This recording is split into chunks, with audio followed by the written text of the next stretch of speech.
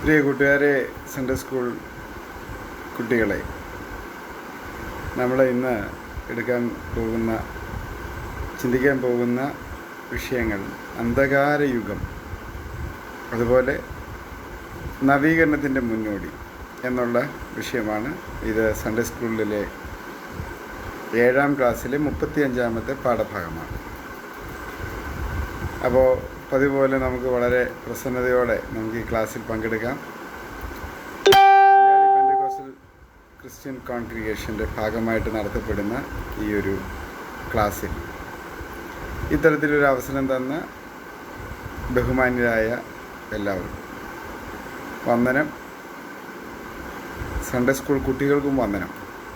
Sunday school 7ാം ക്ലാസ്സിലൊക്കെ നിങ്ങൾ ഇത്രയും ഗൗരവമുള്ള കാര്യങ്ങളൊക്കെ പഠിക്കുക എന്ന് പറയുന്നത് വലിയ അനുഭവമാണ്, വലിയ അനുഗ്രഹമാണ്. നമ്മുടെ സഭയുടെ പിന്നിട്ട വഴികൾ, നമ്മളെങ്ങനെയാണ് ഈ തരത്തിലെത്തിയത് എന്നൊക്കെ ഒന്ന് പഠിക്കുന്നത് വളരെ നന്നായിരിക്കും. അപ്പോൾ ഉണർവിനെക്കുറിച്ചൊക്കെ പഠിക്കുക എന്ന് പറയുന്നത്, അതും പ്രത്യേകിച്ച് ഒരു പെന്തക്കോസ്ത് തലമുറയുടെ പിന്മുറക്കാരായ നിങ്ങൾ പിന്നിട്ട വഴികളിൽ സംഭവിച്ച കാര്യങ്ങളൊക്കെ പഠിക്കുക എന്ന് പറയുന്നത് അങ്ങേയറ്റം ദൈവാനുഗ്രഹമുള്ളൊരു കാര്യമാണ്. ഇത് അനേകർക്ക് ലഭിക്കാത്തൊരു ഭാഗ്യ പദവിയാണ്. പ്രത്യേകിച്ച് നമ്മുടെ സൺഡേ സ്കൂളിൻ്റെ പഠനഭാഗങ്ങളൊക്കെ ഇതര സഭാംഗങ്ങളുടെ, ഞാൻ അങ്ങനെ പറയുന്നതിൽ നിങ്ങൾ ക്ഷമിക്കണം, മറ്റ് പല കരിക്കുലം വെച്ച് നോക്കുമ്പോൾ വളരെ ശ്രേഷ്ഠകരവും ഔന്നത്യപരവുമാണ്. നിങ്ങൾക്കത് വലിയൊരു ഭാഗ്യമാണ്. 7ാം ക്ലാസ്സിലൊക്കെ വാസ്തവത്തിൽ ഈ ചരിത്രമൊക്കെ പഠിക്കാൻ നിങ്ങൾക്ക് ലഭിച്ച ഒരു ഭാഗ്യം എന്ന് പറയുന്നത്, ബൈബിൾ സ്കൂളുകളിൽ നമ്മുടെ വലിയ അച്ചാച്ചന്മാരൊക്കെ പഠിക്കുന്ന ഭാഗങ്ങളാണ്. അതിൻ്റെ ഒരു ചെറിയ ഭാഗമാണ് നിങ്ങൾ പഠിക്കുന്നത്. ഇതൊന്നും വലിയ തോതിലൊന്നും നിങ്ങളുടെ ഉള്ളിൽ, ഇപ്പോൾ ഈ 7ാം ക്ലാസ്സിലെ കുട്ടികൾ, നിങ്ങൾക്കിതിൻ്റെ മുഴുവൻ അർത്ഥത്തിലൊന്നും മനസ്സിലായില്ലെന്ന് വരികയിലും നിങ്ങൾക്ക് ഏകദേശം ഒരു ധാരണ ഇതിനെക്കുറിച്ച് ഉണ്ടായിരിക്കണം. എങ്ങനെയാണ് നമ്മുടെ സഭ ഈ കാലഘട്ടത്തിൽ വരെ എത്തി നിൽക്കുന്നത്, അല്ലെങ്കിൽ നമ്മൾ ഈ വിശ്വസിക്കുന്ന വിശ്വാസത്തിൻ്റെയൊക്കെ പ്രാധാന്യം എന്താണ് എന്നുള്ളതൊക്കെ പഠിച്ചിരിക്കുന്നത് വളരെ നല്ലതാണ്. അപ്പോൾ ദൈവം നിങ്ങളെ ഒത്തിരി അനുഗ്രഹിക്കട്ടെ. ഇങ്ങനൊരു ഓൺലൈൻ ക്ലാസ് ഇത് വന്നതിൽ വലിയ സന്തോഷം. മുതിർന്നവർക്കും ഇതൊക്കെ വളരെ പ്രയോജനകരമാണ്. പലരും ഇങ്ങനെയുള്ള ചരിത്രമൊന്നും അറിയാതെയാണ്. അപ്പം നമ്മെക്കുറിച്ച് പലരും പറയാറുണ്ട്, നമ്മൾ ഇന്നലത്തെ മഴയ്ക്ക് കുരുത്ത തകരകളാണ്, ഇടിവെട്ടി പോകുന്ന കൂണുകളാണെന്നൊക്കെ കളിയാക്കി പറയാറുണ്ട് നമ്മുടെ വിശ്വാസത്തെ. വാസ്തവത്തിൽ നമ്മളെന്ത് വിശ്വസിക്കുന്നു എന്ന് അറിയുന്നത് ആണ് ഏറ്റവും വലിയ തിരിച്ചറിവ്. ഈ കളിയാക്കുമ്പോഴൊക്കെ നമ്മൾ പെട്ടെന്ന് 2 വാക്യമൊക്കെ പറഞ്ഞ് എതിർത്ത് നിൽക്കുമെങ്കിലും ഇതിന് ചരിത്രത്തിൻ്റെ ഒരു പിൻബലമുണ്ട്. വേദപുസ്തകം വാസ്തവത്തിൽ ഒരു ചരിത്ര പുസ്തകം കൂടിയാണ്. അത് നിങ്ങളെപ്പോഴും മനസ്സിലാക്കണം. ബൈബിള് ഒരു കാലഘട്ടത്തിൻ്റെ മനുഷ്യരാശിയുടെ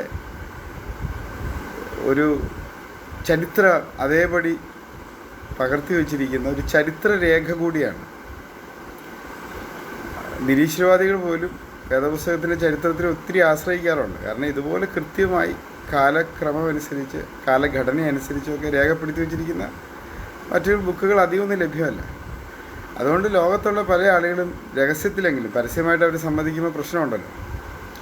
അല്ലെങ്കിൽ നിങ്ങൾ ആ വേദപുസ്തകം ഇനിയെങ്കിലും പഠിക്കുമ്പോൾ ശ്രദ്ധിച്ച് നോക്കി, നമ്മൾ ഈ പ്രസംഗവേദിയിലൂടെ വേറൊരു വീക്ഷണത്തിൽ കേൾക്കുന്നതിൻ്റെ പ്രശ്നമാണ് കുഞ്ഞുങ്ങളെ. നിങ്ങളല്ലാതെ നോക്കി, ഉൽപ്പത്തി മുതൽ നിങ്ങൾ പഠിച്ചു നോക്കി, എത്ര കൃത്യമായിട്ടാണ് കാലഘട്ടങ്ങൾ പറഞ്ഞ്, സ്ഥലങ്ങൾ പറഞ്ഞ്. വേദപുസ്തകത്തിലുള്ള എല്ലാ സ്ഥലങ്ങളും ഇന്നും ഉണ്ടെന്നുള്ളതാണ്. ഇന്നും നമ്മുടെ ചുറ്റുമുള്ള സ്ഥലങ്ങൾ തന്നെയാണ്.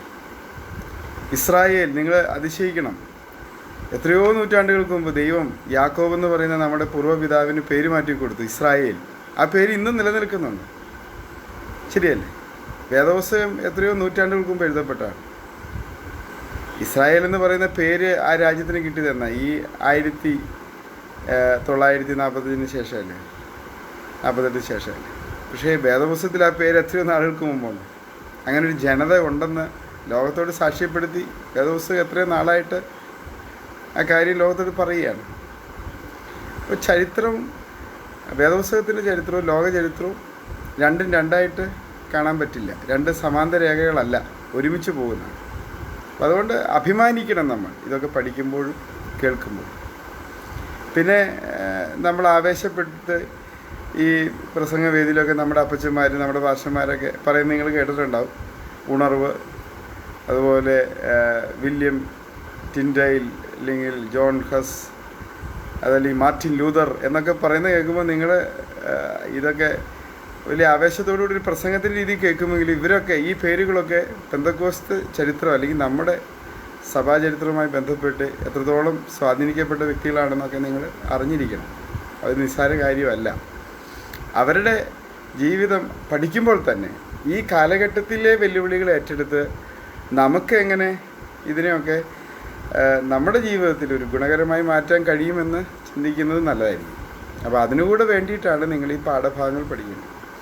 നമുക്കറിയാം, യേശു കർത്താവിന് ജനനത്തോടുകൂടെ ലോക ചരിത്രം രണ്ടായി മാറിപ്പോയി. കർത്താവിന് മുമ്പ് ബി സി എന്നും അതിനുശേഷം AD എന്നും രണ്ടായി തിരിഞ്ഞു. അപ്പോൾ ആഫ്റ്റർ ക്രൈസ്റ്റ് ലോകത്തിൽ സംഭവിച്ച കാര്യങ്ങളിൽ പ്രധാനപ്പെട്ടൊരു കാര്യം സഭാചരിത്രത്തോട് ചേർന്ന് കിടക്കുന്നതാണ് നമ്മൾ പഠിക്കുന്നത്. അപ്പം കർത്താവ് ഏകദേശം കാലക്രമം വെച്ചാൽ AD ഒരു 36 കാലക്രമം വെച്ച് കർത്താവ് സ്വർഗാരോഹണം ചെയ്യുന്ന വേണമെങ്കിൽ കണക്കാക്കാം. അപ്പോൾ ചിലരത് 54 പറയുന്നു. എങ്ങനെയായാലും നമുക്ക് വേണമെങ്കിൽ ആ ഒരു കാലഘട്ടത്തിൽ കണക്കാക്കാം. അതിനുശേഷം ഒരു ഏകദേശം 50 വർഷത്തോളം ക്രൈസ്തവ സഭയ്ക്ക് സുവർണ കാലഘട്ടമായിരുന്നു. ലോകം മുഴുവൻ അത് പരന്നു എന്നുള്ളതാണ്. അവിടെ തന്നെ ഞാൻ നിങ്ങളോടൊരു കാര്യം പറയുന്നത്, ഇന്നിപ്പോൾ ഈ ടെക്നോളജിയിലൂടെ ഈ കാര്യങ്ങളൊക്കെ നിങ്ങൾ കേൾക്കുമ്പോൾ ചെറിയൊരു കാര്യം ഞാൻ നിങ്ങളോട് പറയാം, നിങ്ങൾക്ക് തെറ്റിദ്ധാരണ തോന്നരുത്. അതായത് ഈ നമ്മുടെ അപ്പച്ചന്മാർ, ഈ യുവാക്കളായ നിങ്ങളാണല്ലോ ഒത്തിരി ചോദ്യങ്ങളൊക്കെ ചോദിക്കുന്നത്. അത് അച്ഛന്മാരെ ഒരു കാലത്ത് TV ഉപയോഗിക്കരുത്, ഫേസ്ബുക്ക് നോക്കരുത്, വാട്സപ്പ് നോക്കരുത് എന്നൊക്കെ പറഞ്ഞിട്ട് ഇപ്പോൾ ഞങ്ങളോട് ഫേസ്ബുക്കിലേക്ക് നോക്കാനല്ലേ പറയുന്നത് എന്നൊക്കെ നിങ്ങൾ ചോദിക്കാറുണ്ട്. അതൊക്കെ ഗൗരവമുള്ള ചോദ്യം തന്നെ. ഞാൻ അതിനൊന്നും നിരുത്സാഹപ്പെടുന്ന ഒരാളല്ല. അപ്പോൾ തന്നെ നിങ്ങൾ പഠിക്കേണ്ട ഒരു കാര്യമുണ്ട്. ഈ ടെക്നോളജികൾ എല്ലാ കാലഘട്ടത്തും ദൈവം അനുവദിക്കുന്നത് തന്നെയാണ്. ഇപ്പോൾ നിരീശ്വരവാദികൾ അതിനകത്ത് പറയുന്നത്, നിങ്ങൾ ഈ ഫേസ്ബുക്കിലൊക്കെ അധികം ഉപയോഗിക്കുന്നതുകൊണ്ട് ഈ നമ്മുടെ രവിചന്ദ്രൻ മാഷ് ഉൾപ്പെടെ നിരീശ്വരവാദികളുടെ ഒരു ദൈവം ഉണ്ടല്ലോ, പുള്ളി ഉൾപ്പെടെയുള്ള ആളുകൾ ഈ പറയുന്ന കാര്യങ്ങളൊക്കെ നിങ്ങളും കേൾക്കുമ്പോൾ നിങ്ങൾക്കും ഇച്ചിരി ആശയക്കുഴപ്പമൊക്കെ തോന്നാം. അവർ പറയുന്നത് മനുഷ്യൻ ശാസ്ത്രവും ദൈവവും തമ്മിൽ മത്സരത്തിലാണെന്നാണ്. ശാസ്ത്രത്തിൻ്റെ കണ്ടുപിടുത്തങ്ങൾ ദൈവത്തിനെതിരാണെന്നൊക്കെയാണ് പറയുന്നത്. നമ്മൾ ഒരിക്കലും ശാസ്ത്രത്തെ എതിർക്കുന്നില്ല. ഇപ്പം നമ്മുടെ ചില ആളുകളെങ്കിലും അതിനെ ശാസ്ത്രം പൈശാചികമാണെന്നൊക്കെ പറയാറുണ്ട്. ഒരിക്കലും അരുത്, ശാസ്ത്രം പൈശാചികമൊന്നുമല്ല. ശാസ്ത്രം എന്ന് പറയുന്നത് എന്താ? ശാസ്ത്രം എന്ന് പറയുന്ന ഒരാളുണ്ടോ? അതിനൊരാൾ ജീവിച്ചിരിക്കുന്നുണ്ടോ? ഏതാ ഈ ശാസ്ത്രം? കൈയും കാലും മൂക്കുള്ള ആളാണോ ശാസ്ത്രം? ശാസ്ത്രം എന്ന് പറയുന്നത് ഒരു കൂട്ടം ആളുകളുടെ മസ്തിഷ്കത്തിൽ ഉരുവാകുന്ന ചിന്താധാരയിൽ വരുന്ന ആശയങ്ങളല്ലേ ശാസ്ത്രം, അല്ലേ? അല്ലാതെ ശാസ്ത്രം എന്ന് പറയുന്നൊരു വ്യക്തിയാണ്. അപ്പോൾ ഈ ബുദ്ധിയെ സൃഷ്ടിച്ചത് ആരാ? ദൈവമാണ്. അപ്പോൾ ബുദ്ധിക്ക് തെളിച്ചം നൽകുന്ന ആരാ? അത് ദൈവമാണ്. അപ്പോൾ ശാസ്ത്രത്തിൻ്റെ പുറകിലാരാ? ദൈവം തന്നെയാണ്. അതിനകത്ത് സംശയിക്കുന്ന ശാസ്ത്രവും ദൈവവും രണ്ട് വഴിക്ക് പോകുന്നതല്ല.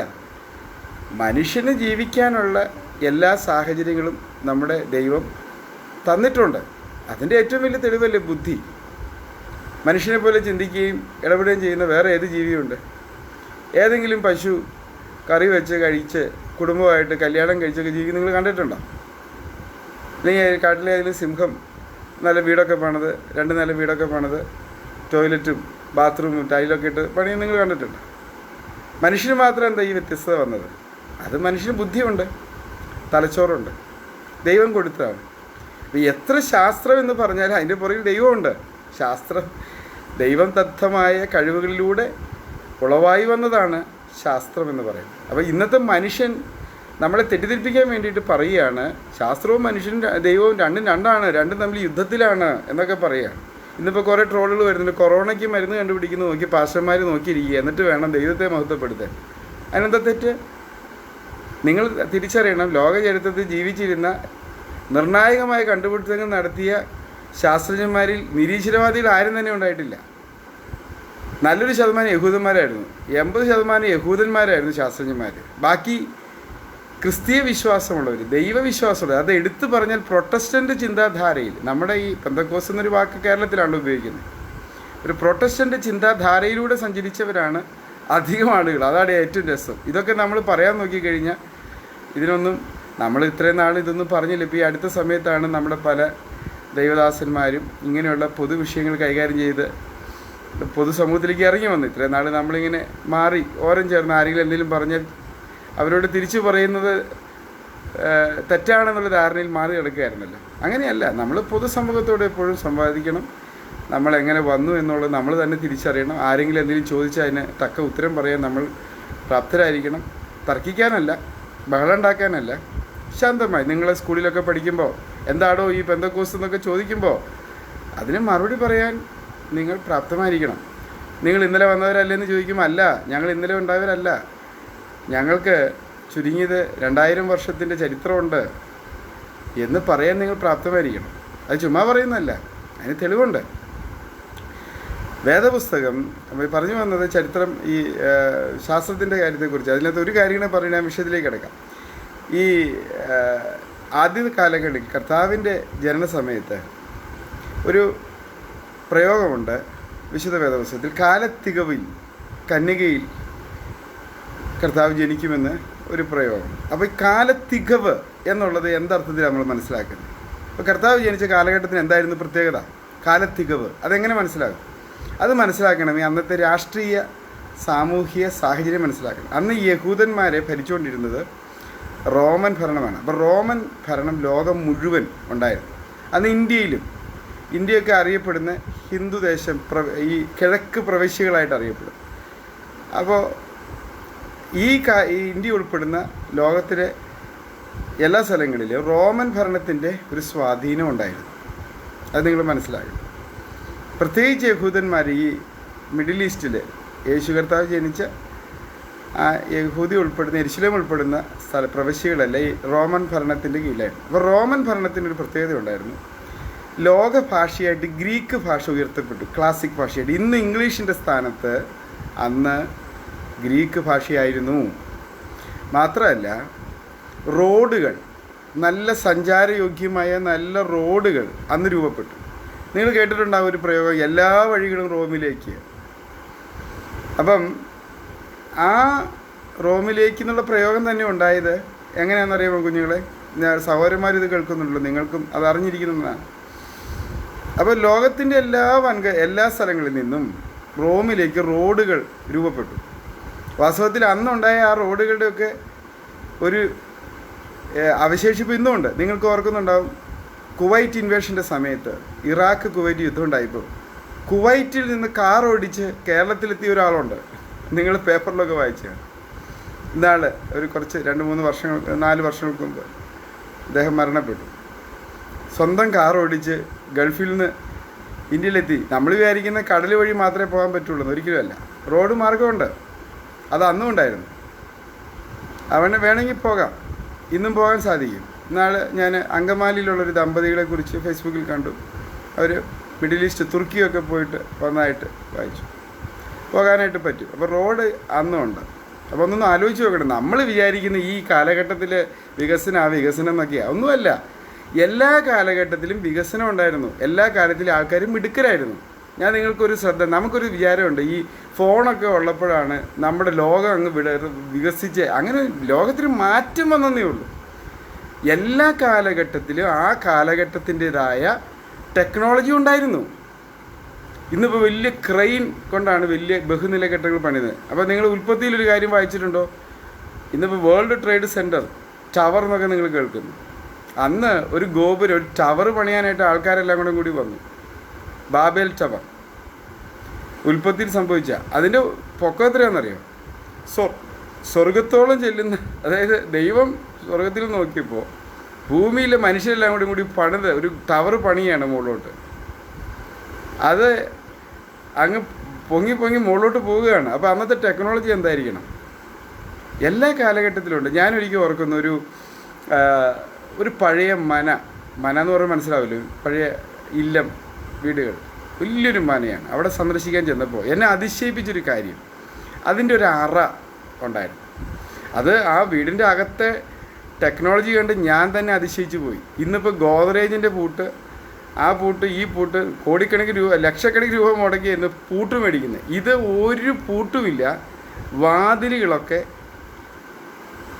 വാതിലിനൊന്നും ഈ പഴയ സാക്ഷ എന്ന് പറയില്ലേ, ഈ കൊളുത്തും ഇതൊക്കെ അതുപോലും ഇല്ലെന്ന് ഞാൻ അതിശയിച്ചു പോയി. എന്നിട്ട് അത് തുറക്കുന്നത് അതിൻ്റെ ഒരു പ്രത്യേക സ്ഥലത്ത് 3 പ്രാവശ്യം ഇടിക്കണം, പിന്നെ താഴെ വേറൊരു പ്രത്യേക സ്ഥലത്ത് 3 പ്രാവശ്യം ഇടിക്കണം, പിന്നെ നടുക്കൊന്ന് ഇടിക്കണം. ഇത് തുറക്കുകയാണ്. അപ്പോൾ ഈ ഇടിക്കുന്നത് ഒരു പ്രത്യേക താളത്തിലും പ്രത്യേക സ്ഥലത്തുമായിരിക്കണം, അപ്പോഴാണ് ഡോറ് തുറക്കുന്നത്. ഞാൻ അതിശയിച്ചു പോയി. എന്നിട്ട് അവസാനം അതിൻ്റെ ഒരു അറയിൽ ചെല്ലുകയാണ്. അറ എനിക്ക് മനസ്സിലായത് 2 പാളി വന്ന് അടഞ്ഞിരിക്കുക.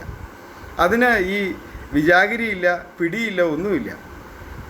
അപ്പോൾ ഇതെന്നെ കാണിച്ചു തന്ന ഒരു വ്യക്തിക്ക് ഇത് അറിയാവുന്നതുകൊണ്ട് അദ്ദേഹം ഒരു പഴയ ആളാണ്. അദ്ദേഹം ഇങ്ങനെ തലമുറകളായി പകർന്നു കിട്ടിയ ഒരു അറിവായതുകൊണ്ട് ഞാൻ കാണുക ഈ അറ തുറക്കുകയാണ്. ഞാൻ അതിശയിച്ചു പോയി. ഒരു പ്രത്യേക രീതിയിൽ ഇതുപോലെ തന്നെ ഒരു പ്രത്യേക സ്ഥലത്തുനിന്ന് ചെരിച്ച് തട്ടിയപ്പോൾ ആ അറ തന്നെ ഇങ്ങനെ തുറന്നു വരിക. അല്ലാതെ എന്നോട് അതിനു മുമ്പ് ആവശ്യപ്പെട്ട് തുറക്കാൻ പറഞ്ഞു. ഞാൻ എത്ര ശ്രമിച്ചിട്ട് നടക്കുന്നില്ല. അപ്പോൾ അതൊക്കെ എന്ത് ടെക്നോളജിയാണ്. നമ്മൾ ഇന്ന് പറയുന്ന ഈ ടെക്നോളജിയാണ് എല്ലാം ടെക്നോളജി ഒന്നും പറയരുത്. എല്ലാ കാലഘട്ടത്തിലും ആ കാലഘട്ടത്തിൻ്റെതായ ടെക്നോളജി ഉണ്ടായിരുന്നു. അത് നമ്മൾ അംഗീകരിക്കണം. മൊബൈൽ ഫോൺ വന്നതിന് ശേഷമാണെന്നൊന്നും നമ്മൾ പറയരുത്. അപ്പോൾ അന്നത്തിന് പരിമിതികളുണ്ടായിരുന്നു. ഇന്ന് അല്പം കൂടെ വിശാലമായ ഇന്നും ടെക്നോളജിയിൽ വലിയ കുതിപ്പുണ്ടെങ്കിലും ദോഷങ്ങൾ ഒത്തിരി ഇല്ലേ. അന്ന് താരതമ്യേന ദോഷങ്ങൾ കുറവായിരുന്നു വേണം മനസ്സിലാക്കാൻ. അപ്പോൾ അത് നമ്മൾ ഈ പിൻകാലങ്ങളിലെ നമ്മൾ പുച്ഛിക്കുന്നൊരു മനോഭാവം ഈ പുതിയ തലമുറയ്ക്കുണ്ട്. അതുകൊണ്ട് കുഞ്ഞുങ്ങളെ നിങ്ങളുടെ മുമ്പേ പോയ ആളുകളുടെ കാലഘട്ടമൊക്കെ വെറും ദാരിദ്ര്യം പിടിച്ചതും മ്ലേച്ഛമായിരുന്നു എന്ന് ചിന്തിക്കേണ്ട. എല്ലാ കാലഘട്ടത്തിലും അതിൻ്റേതായ സമ്പന്നതയും നന്മയും ഉണ്ടായിരുന്നു. ദൈവം അങ്ങനെയാണ് ഭൂമി ട്യൂൺ ചെയ്ത് വെച്ചിരിക്കുന്നത്. ഇപ്പോൾ പണ്ട് കാലത്ത് മനുഷ്യരാശിക്ക് വലിയ ദോഷങ്ങളുണ്ടായിരുന്നൊക്കെ പറയുമ്പോൾ ഇന്നും ഇല്ലേ. ഈ ടെക്നോളജി ഇത്രയും വളർന്ന കാലഘട്ടത്തിൽ എന്തെല്ലാം ദോഷങ്ങളുണ്ട്. അന്ന് മനുഷ്യൻ തുണി ഉടുക്കില്ലായിരുന്നു. ഇന്ന് തുണി ഉടുക്കാനായിട്ട് ഉടുക്കാത്തവരല്ലേ ഫേസ്ബുക്കിൽ മുഴുവൻ കാണുന്നത്. അപ്പം ഈ പറയുന്നതിലൊന്നും വലിയ ഉന്നതത്വമൊന്നും നിങ്ങൾ കാണണ്ട. ഓരോ കാലഘട്ടത്തിന് അതിൻ്റെ നന്മയും ദോഷമുണ്ടെന്ന് മനസ്സിലാക്കിയാൽ മതി. അപ്പോൾ ടെക്നോളജിയെക്കുറിച്ചാണ് പറഞ്ഞു വരുന്നത്.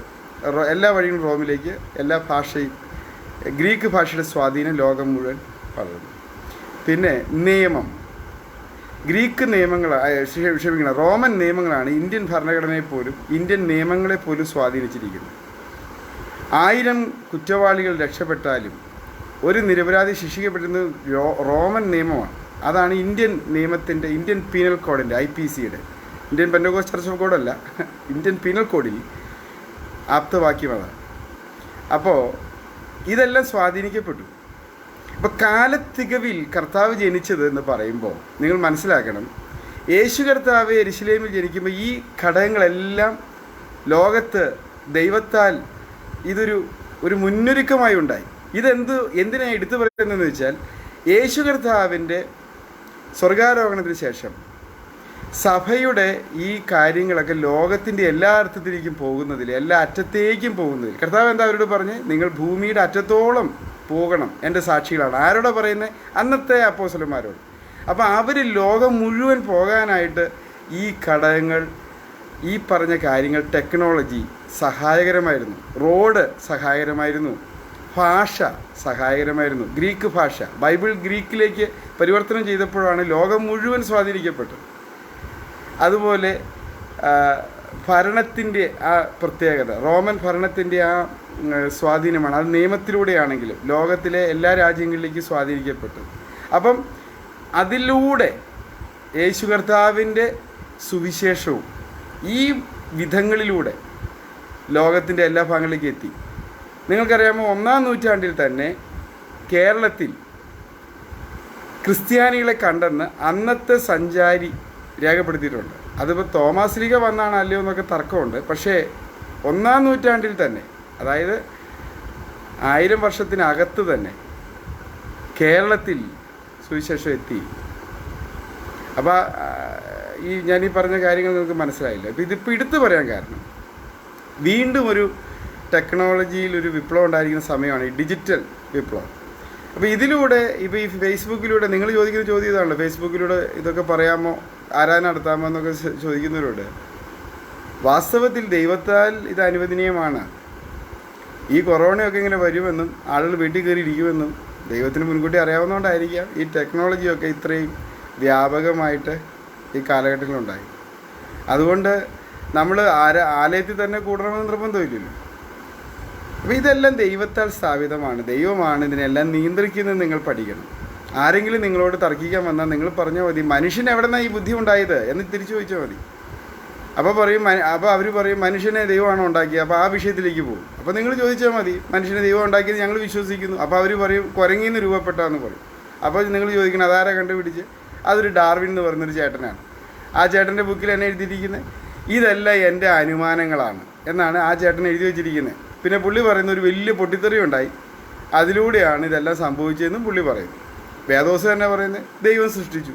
അപ്പോൾ എല്ലാം ഒരു വിശ്വാസം. അവർ വിശ്വസിക്കുന്നു, വേദപുസ്തകവും നമ്മൾ വിശ്വസിക്കുന്നു. അപ്പം അവർ പറയുന്നത് ഞങ്ങൾ വലിയ സംഭവമാണ് എന്നൊക്കെ പറയുമ്പോൾ അതിൻ്റെ പൊട്ടത്തരം ഈ രീതിയിൽ പറഞ്ഞ് മനസ്സിലാക്കിയാൽ മതി. അവരും വിശ്വസിക്കുന്നത് അവർ കണ്ടോ, അവർ ചോദിക്കുന്നു ദൈവത്തെ കണ്ടിട്ടുണ്ടോ. അപ്പം നിങ്ങൾ തിരിച്ചു ചോദിക്കണം, നിങ്ങൾ കണ്ടിട്ടുണ്ടോ പൊട്ടിത്തെറി ഉണ്ടാകുന്നത്? ഏകകോശ ജീവി കടലിൽ നിന്ന് കയറി വരും നിങ്ങൾ കണ്ടിട്ടുണ്ടോ എന്ന് ചോദിച്ചാൽ മതി. അപ്പം പിന്നെ ഒരു ചോദ്യം കൂടി എഴുതി ചോദിക്കണം, ഈ ആദ്യം വന്ന ഏകകോശ ജീവി ആണാണോ പെണ്ണാണോ എന്ന് ചോദിച്ചാൽ മതി. പിന്നെ ഈ ഒരുവിധപ്പെട്ട നിരീശ്വരവാദികൾ ആ ചോദ്യത്തിൻ്റെ മുമ്പിൽ നിൽക്കാറില്ല. എന്നോട് ഒത്തിരി നിരീശ്വരവാദികൾ തർക്കിക്കാൻ വരുമ്പോൾ അവസാനത്തെ കൈ എന്നുള്ള നിലയിൽ ഞാനിതങ്ങ് ചോദിക്കും, ഈ ആദ്യത്തെ ഏകകോശ ജീവി ആണായിരുന്നോ പെണ്ണാണോ? കാരണം ഈ ആണും പെണ്ണുമായിട്ട് ഈ ഏതൊരു ജീവൽ ഘടനയും തിരിയണമല്ലോ. അതെവിടെയാണ് തിരിഞ്ഞ് അതിനവർക്കറിയില്ല. അപ്പം ഞാൻ പറയും ബൈബിളിൽ ഞങ്ങൾക്ക് വ്യക്തമായ ഉത്തരവുണ്ട്. ദൈവം മനുഷ്യനെ സൃഷ്ടിച്ചു, ആണും പെണ്ണുമായി സൃഷ്ടിച്ചു. നിലപാട് വ്യക്തമാണ്. അവർ പറയുന്നത് നമ്മുടെ പൊട്ടക്കഥയാണ്. പൊട്ടക്കഥയാണെങ്കിൽ ഇതിനകത്ത് വ്യക്തതയുണ്ട്. അവരുടെ കഥയ്ക്ക് അതുപോലും ഇല്ല. പൊട്ടിത്തെറിയുണ്ടായി, എവിടെ നിന്നെങ്ങാണ്ട് ഒരു ജീവി ഇങ്ങനെ കരയ്ക്ക് കയറി വന്നു, അതിൽ നിന്ന് കുരങ്ങുണ്ടായി, പിന്നെ ആദ്യം വാൽമാക്കറി ഉണ്ടായി, പിന്നെ കുരങ്ങുണ്ടായി. അതിനേക്കാളൊക്കെ എത്രയോ, അതിനേക്കാളെന്ന് പറയുന്നത് തന്നെ തെറ്റാണ്. അതല്ലേ വാസ്തവത്തിൽ പൊട്ടക്കഥ. അപ്പം ഞാൻ പറഞ്ഞു വന്നത് കുഞ്ഞുങ്ങളെ, നിങ്ങൾ എന്ത് വിശ്വസിക്കുന്നു, നിങ്ങൾ എന്താ അറിയുന്നു എന്ന് ലോകത്തോടുകൂടെ ലോക മനുഷ്യരോടുകൂടെ, ഇത് വിശ്വസിക്കാത്തവരോട് പോലും സംവേദിക്കാൻ നിങ്ങൾ പ്രാപ്തരായിരിക്കണം, നിങ്ങൾ കഴിവുള്ളവരായിരിക്കണം. ഇതാണ് ഞാൻ പറഞ്ഞത്. അപ്പോൾ ഇനി സഭാചരിത്രത്തിലേക്ക് വരികയാണ്. കർത്താവിൻ്റെ സ്വർഗാരോഹണത്തിന് ശേഷം അപ്പോസ്തലന്മാർ ലോകത്ത് മുഴുവൻ ഈ സുവിശേഷം എത്തി. പിന്നീടുള്ള കാലഘട്ടങ്ങൾ ലോകം മുഴുവൻ ഈ സുവിശേഷത്താൽ പിടിക്കപ്പെട്ടു, കീഴടക്കപ്പെട്ടു. സുവിശേഷം, കർത്താവിൻ്റെ വചനം പെട്ടെന്ന് അതിവേഗം പടർന്നു. അന്നുണ്ടായിരുന്ന എല്ലാ സാമ്രാജ്യത്വങ്ങളും ഇത് കീഴടക്കി കളഞ്ഞു. വിശേഷാൽ യൂറോപ്പിൽ, അന്ന് യൂറോപ്പുണ്ട്, യൂറോപ്പിലൊക്കെ ഇതിൻ്റെ വലിയ സ്വാധീനമായിരുന്നു. നിങ്ങൾ കഴിഞ്ഞ ക്ലാസ്സിൽ പഠിച്ചു, കുസ്തന്തിനോസ് എന്ന് പറയുന്ന ഒരു ചക്രവർത്തിയുടെ മനപരിവർത്തനവും പുള്ളി ക്രിസ്ത്യാനി ആയതും റോമിൽ അല്ലെങ്കിൽ യൂറോപ്പിൽ ഔദ്യോഗിക മതമായിട്ട് ക്രിസ്തീയ മതം മാറിയത്, അതിൻ്റെ ഫലമായി വലിയ വ്യാപനം ലോകം മുഴുവൻ ഉണ്ടായതും ഒക്കെ നിങ്ങൾ പഠിച്ചു കാണും. അപ്പോൾ ആദ്യ നൂറ്റാണ്ടിൽ തന്നെ ലോകം മുഴുവൻ യേശുവിൻ്റെ സന്ദേശം സ്വാധീനിച്ചു. ലോകം മുഴുവൻ ഏകദേശം ഈ യേശുവിൻ്റെ ആശയത്തിൻ്റെ കീഴിലായി എന്നുള്ളതാണ്. അവിടെ തന്നെ നിങ്ങൾ ഒരു കാര്യം പഠിക്കണം. ഈ ലോകത്തെ ഒരുപാട് ഗുരുക്കൾ വന്നിട്ടുണ്ട്. അതിൽ തന്നെ സോക്രട്ടീസ് എത്രയോ വർഷം, 40-40 വർഷം ലോകത്ത് ഉപദേശിച്ചു. അരിസ്റ്റോട്ടിൽ, പ്ലേറ്റോ, ലെനിൻ, ഇതുപോലുള്ള തത്വചിന്തകർ ഒരുപാട് വർഷം, എത്രയോ വർഷം, ഓരോരുത്തരുടെ കാലഘട്ടം 40, 50, 60 വർഷങ്ങളായിരുന്നു. നമ്മുടെ യേശു കർത്താവ് എത്ര വർഷം ഉപദേശിച്ചെന്നറിയാം? കണക്ക് കൂട്ടിയാൽ 3.5 വർഷം, വെറും 3.5 വർഷം. പക്ഷേ യേശു കർത്താവിൻ്റെ ഈ 3.5 വർഷത്തെ ഉപദേശങ്ങൾ ലോകം മുഴുവൻ സ്വാധീനിച്ചു എന്ന് പറഞ്ഞാൽ എന്താ പ്രിയ കുഞ്ഞുങ്ങളെ നമ്മൾ മനസ്സിലാക്കേണ്ടത്? ഇവിടെ ഓരോ ഗുരുക്കന്മാർ അവർ തലകുത്തി നിന്നിട്ടും നടക്കാൻ പറ്റാത്തൊരു കാര്യമല്ലേ. അപ്പം നമ്മുടെ കർത്താവിൻ്റെ വചനങ്ങളുടെ ശ്രേഷ്ഠത എത്രയോ മാധുര്യമുള്ളതാണ്, എത്രയോ ശക്തമിത്താണെന്ന് നിങ്ങൾ മനസ്സിലാക്കണം. ആ കാലഘട്ടത്തിൽ തന്നെ ലോകം മുഴുവൻ കർത്താവിൻ്റെ വചനങ്ങൾ സ്വാധീനിച്ചു, രാജാക്കന്മാരെ സ്വാധീനിച്ചു, ഭരണചക്രത്തിൽ പോലും അതിൻ്റെ സ്വാധീനം വന്നു. അങ്ങനെ ക്രിസ്ത്യാനികൾ, അപ്പോൾ ഞാൻ ചിന്തിക്കുകയാണ്, നിങ്ങൾ ഇതിനു മുമ്പ് യെരുശലേമിലുണ്ടായ മഹാപീഡയെക്കുറിച്ചും നമ്മുടെ ആദിമ പിതാക്കന്മാർ അതിക്രൂരമായി കൊല്ലപ്പെട്ടത്, പല വിധത്തിൽ കൊല്ലപ്പെട്ടതൊക്കെ നിങ്ങൾ മുൻ ക്ലാസ്സുകളിൽ പഠിച്ചെന്ന് ഞാൻ നിരൂപിക്കുകയാണ്. അതിനുശേഷമാണ് വലിയ മാന്യത നമ്മുടെ ഈ സഭാപിതാക്കന്മാർക്ക്, പൂർവ്വ വിശുദ്ധന്മാർക്ക് വന്നു ചേരുന്നത്. അവർ ചെന്നിടത്തെല്ലാം വലിയ അനുഗ്രഹമായി ആ രാജ്യങ്ങളൊക്കെ വലിയ പ്രബലമായി മാറാൻ തുടങ്ങി, വലിയ അനുഗ്രഹത്തിലേക്ക് വരാൻ തുടങ്ങി. ഞാനിതൊക്കെ പറയുമ്പോൾ ഇതൊരു പൊതുമാധ്യമമാണ്. അപ്പോൾ വർഗീയതയുടെ വിഷയം ഇന്നൊക്കെ വളരെ സെൻസിറ്റീവാണ് കാര്യങ്ങൾ. എന്ത് പറഞ്ഞാലും വിവാദമാകുന്ന കാലഘട്ടം. എങ്കിലും നമ്മളിതൊക്കെ തുറന്നു പറയുന്നതുകൊണ്ട് തെറ്റൊന്നുമില്ല. ആരെയും മുറിപ്പെടുത്താത്ത രീതിയിൽ ചിന്തിച്ചു പോകുന്നതിൽ തെറ്റൊന്നുമില്ല. നിങ്ങളൊരു കാര്യം പഠിക്കണം. ഈ യേശു കർത്താവിൻ്റെ സന്ദേശം ചെന്ന രാജ്യങ്ങളിലുള്ള മാറ്റങ്ങൾ നിങ്ങൾ പഠിക്കണം. അത് യൂറോപ്പിലെ മുഴുവൻ നിങ്ങളൊന്ന് പഠിക്കണം. നമ്മളിതിന് ശേഷം അല്പം കഴിയുമ്പോൾ നമ്മളതിൻ്റെ ദോഷങ്ങൾ, സഭയ്ക്ക് വന്ന കെടുതികളും ദോഷങ്ങളും നമ്മൾ പഠിക്കുന്നുണ്ട്. നല്ലതും തിന്മയും പഠിക്കണം. വേദപുസ്തകം അങ്ങനെയാണ് നമ്മളെ പഠിപ്പിക്കാൻ ഒരു കാര്യം പഠിപ്പിക്കുന്നത്. ഒരാളെ വല്ലാതെ മഹത്വവൽക്കരിച്ചല്ല വേദപുസ്തകം നമ്മളെ പഠിപ്പിക്കുന്നത്. ഇപ്പോൾ ഞാൻ ചോദിക്കട്ടെ, ആരുടെയെങ്കിലും ജീവചരിത്രം, ഇപ്പോൾ ദാവീദിൻ്റെ തന്നെ ജീവചരിത്രം നമ്മളെ പഠിപ്പിക്കുന്നുണ്ട് വേദപുസ്തകം. ദാവീദിൻ്റെ ജീവിതത്തിൽ വളരെ മോശമായ ഒരു അധ്യായം ഉള്ളത് നമുക്കെല്ലാം അറിയാം. അത് മറച്ചു വെച്ചില്ലല്ലോ. അതാണ് വേദപുസ്തകത്തിൻ്റെ നിലപാട്. ചരിത്രം എഴുതുമ്പോൾ എല്ലാം തുറന്നെഴുതും. നമ്മളാണ് ചരിത്രം എഴുതിയെങ്കിൽ അതൊക്കെ അങ്ങ് മനഃപൂർവ്വം കട്ട് ചെയ്ത് അതുപോലും വേറൊരു രീതിയിൽ ഊരിയാവ് ദാവീദിനെ തല്ലാൻ വന്നു, ദാവീദ് സ്തോത്രം പറഞ്ഞ് രക്ഷപ്പെട്ടെന്നൊക്കെ നമ്മളാണ് എഴുതി വയ്ക്കും. അങ്ങനെയാണ് നമ്മുടെ ചരിത്രം എഴുത്ത്. പക്ഷേ പരിശുദ്ധാത്മാവാണ് വേദോസം എഴുതിക്കൊണ്ട് ഉള്ളതുപോലെ സാറായുടെ ചിരി പോലും വെളിയിൽ കൊണ്ടുപോകും. അപ്പോൾ അത് പരിശുദ്ധാത്മാവിൻ്റെ വേദപുസ്തകത്തിനൊരു പ്രത്യേകത. വേദപുസ്തകത്തിൽ ഒരു കാര്യവും ആരെയും മഹത്വവൽക്കരിക്കാൻ വേണ്ടി മനഃപൂർവ്വം എഴുതി വെച്ചിട്ടില്ല, മറച്ചു വെച്ചിട്ടില്ല. ഇപ്പോൾ അപ്പോസ്തലന്മാരുടെ ഇടയിലുണ്ടായ ഭിന്നത, വാക്ക് തർക്കം ഒക്കെ എഴുതിയിട്ടില്ലേ. അത് വേദപുസ്തകത്തിൻ്റെ മാത്രം പ്രത്യേകതയാണ്. വേറെ ആരെങ്കിലും ആണ് ഇത് എഴുതിയെങ്കിലോ, ഇത് പരിശുദ്ധാത്മാവിനാൽ എഴുതിയത് കൊണ്ടാണ് അങ്ങനെ സംഭവിച്ചത്. അപ്പോൾ പറഞ്ഞു വന്ന സഭാചരിത്രത്തിൽ എല്ലാം പഠിക്കണം, നമ്മൾ ഉണ്ടായ ദോഷങ്ങളും പഠിക്കണം. പക്ഷേ അപ്പോൾ അതിനു മുമ്പ് ഞാനൊരു നിങ്ങളുടെ ശ്രദ്ധയിലേക്ക് കൊണ്ടുവരിക, യൂറോപ്യൻ രാജ്യങ്ങൾ, അതുപോലെ തന്നെ അമേരിക്ക ഇന്ന് രോഗപ്രബല ശക്തിയായി നിൽക്കുമ്പോൾ അതിൻ്റെ പുറകിലൊരു ചരിത്രമുണ്ട്. നിങ്ങളതൊരു കാര്യം മറക്കരുത്. ഈ രക്തരാജ്ഞി, ബ്ലഡ് മേരി എന്ന് പറയുന്ന ഒരു രാജ്ഞിയുടെ കിരാതഭരണത്തെ തുടർന്ന് അവിടെ നിന്ന് വിശ്വാസ സത്യങ്ങൾക്ക് വേണ്ടി ഒരു കൂട്ടം ആളുകൾ, ഫോർഫാദേഴ്സ്, പിതാക്കന്മാർ, അവിടെ നിന്നൊരു കപ്പലിൽ കയറി രക്ഷപ്പെട്ട് അവർ ഈ പറയുന്ന റെഡ് ഇന്ത്യൻസ് വസിക്കുന്ന ഈ അമേരിക്കൻ ഐക്യനാടുകളിൽ നിന്ന് പിന്നീട് വരുമെന്ന ഈ രാജ്യത്ത് ചെല്ലുകയും മേഫ്ലവർ തുറമുഖത്ത് അവർ ചെന്ന് ഇറങ്ങുകയും അവിടെ ആദ്യം അവർ കണ്ടത് കൽഗമാണ്. കൽഗം എന്ന് പറയുന്ന ഇന്നത്തെ ഈ ഒരു അവിടെ ഉണ്ടായിരുന്ന ഒരു നമ്മുടെ ഇവിടുത്തെ കോഴി പോലെ, കാട്ടുകോഴിയെ പോലെ ഒരു പക്ഷിയാണ്. അതിനെ ഭക്ഷിക്കുകയും അത് ഇന്നും അമേരിക്കയുടെ താങ്ക്സ് ഗിവിങ് ഡേക്ക് ഇന്നും കൽഗത്തെ ഗവൺമെൻറ് ഫ്രീ ആയിട്ട് കൊടുക്കുന്നുണ്ടല്ലോ. അത് നമുക്കറിയാമല്ലോ, ചരിത്രമാണ്. അപ്പോൾ ആ വിശ്വാസത്തിന് വേണ്ടി നിന്നതുകൊണ്ട് പീഡിപ്പിക്കപ്പെട്ട് പലായനം ചെയ്യപ്പെട്ട ഒരു കൂട്ടരാണ് അവിടെ ചെന്നിറങ്ങിയത്. ആ യാത്രയിൽ തുടങ്ങിയവരല്ല, ആ സംഖ്യ അവിടെ എത്തിയില്ല. അതിനിടയിൽ ഒത്തിരി പേര് മരിച്ചുപോയി. പക്ഷേ അവരവിടെ ചെന്ന് ദൈവത്തെ വാഴ്ത്തി അവരാണ് ആ ദേശത്തെ പിന്നീട് അവിടെ കൈവശപ്പെടുത്തി പെറ്റുപെരുകി വാസ്തവത്തിൽ ലോകത്തെ ഭരിക്കത്തക്ക രീതിയിൽ അവർ മാറിയത് ഒരു വിധത്തിൽ ദൈവത്തിൻ്റെ അനുഗ്രഹം തന്നെയാണ് എന്ന് പറഞ്ഞാൽ, ഞാൻ പറയാൻ വന്നത് സുവിശേഷം എവിടെയെല്ലാം ചെയ്തിട്ടുണ്ടോ ആ ദേശത്തിൻ്റെ മുഖച്ഛായ തന്നെ മാറിയിട്ടുണ്ട്. ആഫ്രിക്കൻ രാജ്യങ്ങളെ നിങ്ങൾ പഠിക്കുക. ഞാൻ ഒന്നുകൂടെ പറഞ്ഞ്, കേരളത്തിൽ തന്നെ നിങ്ങൾ തിരുവനന്തപുരം മുതൽ കണ്ണൂർ വരെ, കാസർഗോഡ് വരെ യാത്ര ചെയ്ത് കർത്താവിൻ്റെ സുവിശേഷം അധികമായി ഉള്ള സ്ഥലത്തെ മറ്റുള്ള സ്ഥലങ്ങളെ മാറ്റം നിങ്ങൾ തന്നെ ഒന്ന് പഠിക്കുക. ഞാനൊരു വിവാദത്തിന് വേണ്ടി പറയുന്നതല്ല, ഒരു ബഹളത്തിന് വേണ്ടി. നിങ്ങളൊന്ന് ചിന്തിച്ച് നോക്കി, ഒന്ന് ശാന്തമായിട്ടൊന്ന് പഠിച്ചു നോക്കി. വലിയ മാറ്റം, രാവും പകലും പോലെയുള്ള മാറ്റമുണ്ട്. അപ്പോൾ ഈ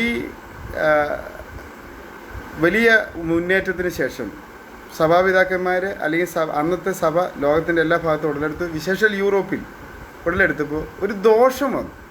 അന്ന് വലിയ എല്ലാവർക്കും വലിയ മാന്യതയായിരുന്നു. അപ്പോൾ കർത്താവിന് ശേഷം വലിയ കൊടിയ പീഡനങ്ങൾ സംഭവിച്ചു. മൃഗങ്ങൾക്ക് ഇട്ടുകൊടുത്തു. അതുപോലെ പന്തത്തിന് പകരം നമ്മുടെ സഭാപിതാക്കന്മാരെ പൊതിഞ്ഞ് മണ്ണെണ്ണ ഒഴിച്ച് കത്തിക്കുന്ന പരുവത്തിൽ അന്ന് പന്തത്തിന് പകരം മനുഷ്യപന്തങ്ങളെ നിർത്തിയതൊക്കെ നിങ്ങൾ പഠിച്ചിട്ടുണ്ടല്ലോ. എന്നാൽ അതിനുശേഷം വലിയ മാന്യത നമ്മുടെ ഈ സമൂഹത്തിന് വന്നു ചേരുകയും സംഭവിച്ചത് എന്താണെന്ന് വെച്ചാൽ, ഈ രാജകീയ ഭരണത്തിലൊക്കെ ഇവർ ഇടപെട്ടത് നിമിത്തം വല്ലാതെ ഒരു ദുഷിപ്പ് നമ്മുടെ ഇടയിൽ വന്നു. ദുഷിപ്പെന്ന് പറഞ്ഞാൽ, ഈ ഭരിക്കാനൊക്കെ ഇടയായപ്പോൾ അന്നത്തെ പുരോഹിതന്മാർ രാജാക്കന്മാരെയൊക്കെ വലിയ ശക്തിയുള്ളവരായിട്ട് മാറി. അപ്പോൾ അങ്ങനെ വന്നപ്പോൾ വലിയ ദോഷം നമ്മുടെ ആളുകളുടെ ഇടയിൽ, ദോഷം എന്ന് പറഞ്ഞാൽ ഈ അധികാരം, പണം, ഇതെല്ലാം വന്നപ്പോൾ വല്ലാതെ ഒരു എന്താ പറയുക തെറ്റായ വഴിയിലേക്ക് നമ്മുടെ ആളുകൾ മാറുകയുണ്ടായി. അതിൻ്റെ ഭാഗമായിട്ട് സംഭവിച്ച കാര്യങ്ങൾ ഏതാണ്ട് AD 313 മുതൽ 1525, അതായത് 15ഓളം നൂറ്റാണ്ടുകൾ സഭയിൽ ഒരു ഇരുണ്ട കാലം കടന്നു വന്നു. അതിനെ ഇരുണ്ട യുഗം, ബ്ലാക്ക് എറ എന്നാണ് വിശേഷിപ്പിക്കുന്നത്. അപ്പോൾ അതിൻ്റെ കാരണം ഈ മിക്ക സ്ഥലങ്ങളിൽ, യൂറോപ്പിൽ വിശേഷിച്ച്, ജനങ്ങളെ ഈ മതപുരോഹിതർ തന്നെ പീഡിപ്പിക്കാൻ ഇടവന്നു. അപ്പോൾ കൊടിയ പീഡകളിലേക്ക് ജനത്തെ കടത്തിവിട്ടു. വാസ്തവത്തിൽ നിങ്ങൾക്ക് അറിയണം, ഫ്രഞ്ച് വിപ്ലവവും അതുപോലെ തന്നെ റഷ്യൻ വിപ്ലവവും കമ്മ്യൂണിസം പോലും ഉടലെടുത്തതിൻ്റെ പുറകിലെ ഒരു യഥാർത്ഥ കാരണം അന്നത്തെ മത രാഷ്ട്രീയ അവിശുദ്ധ കൂട്ടുകെട്ടാണ്. ഈ കൂട്ടുകെട്ടിന് നിമിത്തം ജനങ്ങളെ വല്ലാതെ പീഡിപ്പിച്ചതുകൊണ്ട് ജനങ്ങൾ ക്രൈസ്തവ മാർഗത്തെ വെറുക്കുന്ന തരത്തിലേക്ക് കാര്യങ്ങൾ വന്നു. അപ്പോൾ അത് വലിയൊരു ദോഷമാണ് സഭയ്ക്ക് വരുത്തി വെച്ചത്. അത് നിങ്ങൾ പഠിക്കണം. അപ്പോൾ ഈ ദൈവം ഉയർത്തി മാനിച്ചെന്ന് പറയുമ്പോൾ തന്നെ ഈ വന്ന ഈ ഒരു തരം എന്താ പറയുക, ഈ അപജയം വല്ലാതെ സഭയെ ബാധിച്ചു. അപ്പോൾ ഏതാണ്ട് 15 നൂറ്റാണ്ടുകൾ സഭ ഒരു ഇരുണ്ട കാലഘട്ടത്തിലേക്ക് കടന്നുപോയി. ലോകത്തെ എല്ലായിടത്തു നിന്നും സഭയ്ക്ക് ഒത്തിരി വെല്ലുവിളികൾ. അതിൻ്റെ ഒരു പ്രധാന വെല്ലുവിളിയാണ് ഈ മുസ്ലിം മതത്തിൻ്റെ ആവിർഭാവം. മുഹമ്മദ് നബിയുടെ ഒരു ആവിർഭാവം ആ കാലഘട്ടത്തിലാണ് ഉണ്ടായത്. ഏതാണ്ട് AD 610 മുഹമ്മദ് എന്നൊരു വ്യക്തി അന്ന് യഹൂദന്മാരുടെ മതകാര്യങ്ങൾ പഠിക്കുകയും നമ്മുടെ ബൈബിൾ അതിനോടകം രൂപപ്പെട്ടു, ബൈബിള് പഠിക്കുകയൊക്കെ ചെയ്ത് ഇതിൽ നിന്നൊക്കെ കുറേ കാര്യങ്ങൾ പുള്ളി വേറൊരു മതം സ്ഥാപിച്ചു. അത് വിശേഷാൽ ഈ പറയുന്ന ഈ മിഡിൽ ഈസ്റ്റിൽ തന്നെ പുള്ളിക്ക് കുറേ അനുയായികളുണ്ടായി. അദ്ദേഹം നമ്മുടെ ഈ ക്രൈസ്തവ വിഭാഗത്തിൽപ്പെടുന്ന നമ്മുടെ പൂർവ്വപിതാക്കന്മാരോടും ഒക്കെ ഒരു ഏറ്റുമുട്ടലിലേക്ക് വരുന്നൊരു സാഹചര്യമുണ്ട്. അപ്പോൾ ഇസ്ലാം മതത്തിൻ്റെ ഒരു ആവിർഭാവം ആ കാലഘട്ടത്തിലുണ്ടായതാണ്. അപ്പോൾ നിങ്ങൾ ഒരു വശത്ത് പഠിക്കണം, നമ്മുടെ പൂർവ്വപിതാക്കന്മാർക്ക് ഒരു അപജയം സംഭവിക്കുമ്പോൾ മറുവശത്ത് ശക്തികൾ വേറെ രൂപത്തിൽ എഴുന്നേൽക്കുകയാണ്. അങ്ങനെ സംഭവിച്ചൊരു കാര്യമാണ്. അപ്പോൾ വേറൊരു കാര്യം സംഭവിച്ചത് AD 395. അതിനു മുമ്പ് അദ്ദേഹം AD 610 വരുന്നത്. എന്നാൽ അതിനു മുമ്പ് AD 395 റോമ സാമ്രാജ്യം വിഭജിക്കപ്പെട്ടു. അന്ന് യൂറോപ്പിലെ റോമിൻ്റെ പ്രബലമായൊരു ഇതായിരുന്നല്ലോ. ക്രിസ്ത്യൻ കാര്യം നമ്മൾ ഓൾറെഡി പഠിച്ചു കഴിഞ്ഞു. അപ്പോൾ ഈ സാമ്രാജ്യം വിഭജിക്കപ്പെട്ടു ഈ കെടുതികളാൽ. അവർ തമ്മിലുള്ള തൊഴുത്തിക്കുത്തും പാരവെപ്പും രാഷ്ട്രീയവും ഒക്കെ കൊണ്ട് ഇത് വിഭജിക്കപ്പെടുകയാണ്, തമ്മിലടിച്ച് പിരിയുകയാണ്. അപ്പോൾ ബലഹീനമായിപ്പോയി. അപ്പോൾ ക്രൈസ്തവ സഭയെക്കുറിച്ച് വല്ലാത്ത ആരോപണങ്ങൾ, സാമ്പത്തിക ആരോപണങ്ങൾ, മറ്റ് മോശമായിട്ടുള്ള നമ്മുടെ പൊതുജീവിതത്തിൽ നമ്മളൊരിക്കലും പറയാൻ കൊള്ളില്ലാത്ത തരത്തിലുള്ള ആരോപണങ്ങളൊക്കെ വന്ന് സംഭവിച്ചു. അപ്പോഴത്തേക്കും ഈ മുസ്ലിം മതം ഈ അറബി നാടുകളിൽ, ഈ മിഡിൽ ഈസ്റ്റിൽ, യൂറോപ്പിൻ്റെ ഒരു ഓരത്താണല്ലോ. നിങ്ങളെ മാപ്പ് നോക്കുമ്പോൾ അറിയാമല്ലോ, യൂറോപ്യൻ രാജ്യങ്ങളുടെ ഒരു വശത്താണ് ഈ മിഡിൽ ഈസ്റ്റ് കിടക്കുന്നത്. ഇന്നത്തെ ഗൾഫ് രാജ്യങ്ങൾ, തുർക്കിയൊക്കെ ഉൾപ്പെടുന്നു. തുർക്കിയിലൊക്കെ ആണ് നമ്മുടെ സഭകൾ ഉടലെടുത്ത് നിങ്ങൾ പഠിക്കണം. അപ്പോസ്തലന്മാർ സ്ഥാപിച്ച സഭകൾ തുർക്കി പോലുള്ള സ്ഥലങ്ങളിലാണ് ഉണ്ടായിരുന്നത്. അപ്പോൾ ആ സ്ഥലങ്ങളിലൊക്കെ ഈ അറബി മതം പ്രത്യേകിച്ച് പ്രബലമാകാനായിട്ട് ഇടവന്നു. അതിനുശേഷം 632 ഈ മുഹമ്മദ് നബി മരിക്കുന്നത്. എന്നാൽ അദ്ദേഹത്തിന് ശേഷം അപ്പോഴത്തേക്ക് അവർ വലിയ പ്രബലമായൊരു ശക്തിയായിട്ട് മാറി. അപ്പോൾ പശ്ചിമേഷ്യയിൽ, വിശേഷം ഈ പറയുന്ന മിഡിൽ ഈസ്റ്റിൽ, വടക്കൻ ആഫ്രിക്കയിലൊക്കെ അവർ വല്ലാതെ കടന്നു കയറി, യുദ്ധങ്ങൾ ഉപയോഗിച്ചു. മിക്ക സ്ഥലങ്ങളും ഇസ്ലാമിക കീഴിൽ വന്നു. ആ ഒരു മതരീതിയിലേക്ക് വരികയുണ്ടായി. പക്ഷേ 1058, അതായത് 1-ാം നൂറ്റാണ്ട് കഴിഞ്ഞ് 2-ാം നൂറ്റാണ്ടിലൊരു 58 വർഷം കൂടെ കഴിഞ്ഞപ്പോഴാണ് അറബികളിൽ നിന്ന് തുർക്കികൾക്ക് അധികാരം ലഭിച്ചു. തുർക്കികൾ അവിടെ പ്രബലമായി. അപ്പോൾ തുർക്കികൾ വന്നതോടുകൂടി ഈ ക്രൈസ്തവ സഭകൾക്ക് കൂടുതൽ പ്രതിസന്ധിയിലേക്ക് പോകാനായിട്ട് ഇടവന്നു. അവർ കൂടുതൽ നമ്മളെ എതിർക്കുവാനായിട്ട് ഇടവന്നു. ഞാൻ ആദ്യം പറഞ്ഞു AD 395 റോമാ സാമ്രാജ്യം വിഭജിക്കപ്പെട്ട കാര്യം ഞാൻ പറഞ്ഞു. രണ്ടായിട്ട് പിരിഞ്ഞു. കാരണം റോം ആസ്ഥാനമായിട്ടൊരു ഭാഗം, ഇങ്ങോട്ട് പശ്ചിമ ഭാഗത്തേക്ക് കിഴക്ക് ഭാഗത്തേക്കുള്ള സഭകൾ രാജ്യങ്ങൾ വേറെയായിട്ട് തിരിഞ്ഞു. 476 ഈ നമ്മളുടെയോട് ചേർന്ന് നിൽക്കുന്ന ഈ പശ്ചിമ ഭാഗത്തോട് ചേർന്ന് നിൽക്കുന്ന രാജ്യങ്ങൾക്ക് കൂടുതൽ ഒരു ബലക്ഷയം വന്നപ്പോൾ റോം കേന്ദ്രീകരിച്ചുള്ള ആ ഒരു പ്രവിശ്യയ്ക്ക് കൂടുതൽ അധികാരം 476 സംഭവിക്കുന്നത്.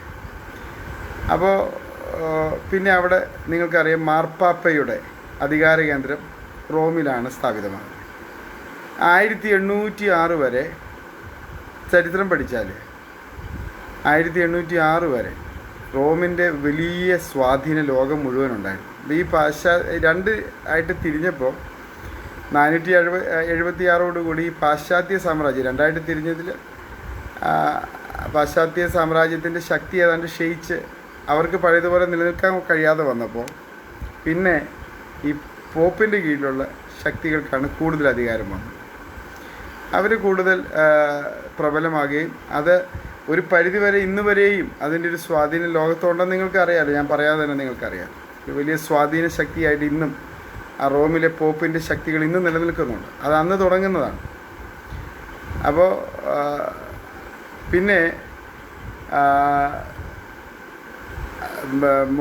മുഹമ്മദിൻ്റെ ആ കാലഘട്ടത്തിന് ശേഷമാണ് ഈ സംഭവങ്ങൾ നടക്കുന്നതെന്ന് ഞാൻ പറഞ്ഞു. പിന്നെ ഇടയ്ക്ക് ഇത് ബലഹീനമാകുന്നൊരു സാഹചര്യം ഉണ്ടാകുന്നുണ്ട്. 1453 വരെ, ഞാൻ നിങ്ങളുടെ പാഠപുസ്തകത്തിലുള്ള കാര്യങ്ങൾ കൂടെ ചേർത്താണ് ഈ പറയുന്നത്. AD 1453 വരെ ഈ ഒരു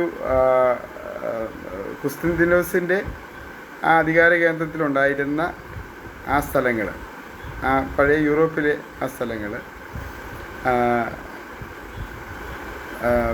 പൗരസ്ത്യ റോമാ സാമ്രാജ്യം രണ്ടായിട്ട് തിരിഞ്ഞെന്ന് ഞാൻ പറഞ്ഞല്ലോ. പാശ്ചാത്യരും പൗരസ്ത്യരും എന്ന് പറഞ്ഞാൽ നമ്മുടെ ഈ ഭാഗങ്ങളോട് ചേർന്ന് കിടക്കുന്ന നമ്മളെ പൗരസ്ത്യർ എന്നറിയപ്പെടുന്നു. പാശ്ചാത്യർ എന്ന് പറയുമ്പോൾ കൂടുതൽ പടിഞ്ഞാറോട്ട് പോകുന്ന സ്ഥലത്തേക്ക് പറയുന്നത്. പൗരസ്ത്യർ എന്ന് പറഞ്ഞാൽ നമ്മുടെ ഈ പ്രദേശങ്ങളെയൊക്കെ ഉൾപ്പെടുന്ന സ്ഥലത്തെ പൗരസ്ത്യ. നമ്മളിവിടെയുള്ള പഴയ കാലങ്ങളിലെ ബുക്കുകൾ നോക്കിയാൽ നിങ്ങൾക്കറിയാം, പൗരസ്ത്യ സുവിശേഷ സമാജം, പൗരസ്ത്യ നാട്ടിലെ സുവിശേഷ വേല എന്നൊക്കെയൊരു പ്രയോഗം കാണാം. അത് നമ്മളെ ഉദ്ദേശിച്ച് പറയുന്നത് നമ്മുടെ ഈ കിഴക്കോട്ട് ചേർന്ന് കിടക്കുന്ന, മറ്റേത് പടിഞ്ഞാറോട്ട് കയറുന്നത്. അപ്പോൾ ഈ പൗരസ്ത്യ റോമാ സാമ്രാജ്യം 1453 വരെ നിലനിന്നിരുന്നു. 1453. എന്നാൽ പാശ്ചാത്യർ കൂടുതൽ പ്രബലപ്പെട്ട് അത് 1856 വരെ അത് നിലനിന്നു. പെട്ടെന്ന് തന്നെ ഈ പൗരസ്ത്യരുടെ ബലം പെട്ടെന്ന് ക്ഷയിക്കുന്നൊരു സാഹചര്യമുണ്ടായി. മഹമ്മദീയരുടെ ആക്രമണങ്ങളാണ് അത് സംഭവിച്ചത്. അതൊരു ചരിത്രമാണ്. നിങ്ങളതൊക്കെ പാഠപുസ്തകം നോക്കി ഒന്നുകൂടെ പഠിച്ചാൽ മതി. ഞാനിത് ഒരു ഔട്ട്ലൈൻ പോലെ നിങ്ങൾക്ക് പറഞ്ഞു തരുന്നേ. അപ്പോൾ അതിനുശേഷം ഈ രണ്ടായിട്ട് തിരിഞ്ഞ് കാര്യം പറഞ്ഞല്ലോ. പിന്നെ സഭാ തലവന്മാരെ കുറിച്ചുള്ള ഒരു പഠനം നിങ്ങൾ ശ്രദ്ധിക്കുന്നതായിരിക്കും. ഈ കുസ്തന്തീനോസിന് ശേഷമുള്ള കാലത്ത് ശേഷം പ്രധാനമായിട്ട് സഭ, അതായത് റോമിലെ ചക്രവർത്തിയായിരുന്ന കുസ്തന്തീനോസ്, ആ കാലഘട്ടത്തിന് ശേഷം റോം, കുസ്തന്തീനോസ്, അന്ത്യോക്യ, യെരുശലേം, അലക്സാൻഡ്രിയ എന്നീ 5 ഇടങ്ങളിൽ സഭയ്ക്ക് തലവന്മാരുണ്ടായിരുന്നു. അത് നിങ്ങൾ പഠിക്കണം. അപ്പോൾ റോമാ സഭയിലെ തലവനായിരുന്ന പാപ്പയെക്കുറിച്ച് ഞാൻ ആദ്യം സൂചിപ്പിച്ചു. എന്നാൽ ഈ 5 സ്ഥലങ്ങളിലുള്ള ഈ സഭാ തലവന്മാർ തമ്മിൽ സഭയ്ക്ക് പിന്നെ അപജയങ്ങളുടെ കാലഘട്ടമാണ്. ഇങ്ങനെ തൊഴുത്തിൽ കുത്തും തമ്മിലടിയും കൊണ്ടാണ് ഇങ്ങനെ പിരിയുന്നത്. റോമിലും കുസ്തന്തീനോസിലും അന്ത്യോക്യയിലും യെരുശലേമിലും അലക്സാൻഡ്രിയയിലും. വാസ്തവത്തിൽ ഇതൊക്കെ പറയുമ്പോൾ ഇന്നത്തെ പല കാര്യങ്ങളുമായിട്ട് ചേർത്ത് പറയേണ്ടതാണ്. പക്ഷേ വിവാദമാകുമെന്ന് ഭയന്നിട്ടാണ് ഞാൻ അധികം പറയാത്തത്. ഈ അദ്വൈക്കയിലൊക്കെ ഇരിക്കുന്ന ആ സിംഹാസനത്തിൻ്റെ ചൂട് പിടിച്ചാണ് ഇന്നും നമ്മുടെ കേരളത്തിൽ പോലും പല സഭാപ്രശ്നങ്ങളും നടക്കുന്നത്. ഇന്ന് നിങ്ങളുടെ ചരിത്രമായിട്ട് നിങ്ങൾക്ക് അതിനെ ചേർത്ത് പഠിച്ചു കഴിഞ്ഞാൽ നിങ്ങൾക്കത് മനസ്സിലാവും പെട്ടെന്ന്. ഞാൻ അധികം പറയേണ്ടത്, നിങ്ങൾ പേപ്പറൊക്കെ വായിക്കുന്നവരാണ്, നിങ്ങൾക്ക് ഏകദേശം അത് ഞാൻ എന്താണ് ഉദ്ദേശിച്ചതെന്ന് നിങ്ങൾക്ക് കാര്യങ്ങൾ മനസ്സിലാകും. അതുകൊണ്ട് ഞാൻ അധികം വിസ്തരിച്ച് ആ കാര്യത്തെക്കുറിച്ച് പറയേണ്ടതില്ലല്ലോ. നിങ്ങൾക്ക് ആ കാര്യങ്ങളെക്കുറിച്ച് ഏകദേശം അറിവുള്ളവരായതുകൊണ്ട് ഞാനത് പറയുന്നില്ല.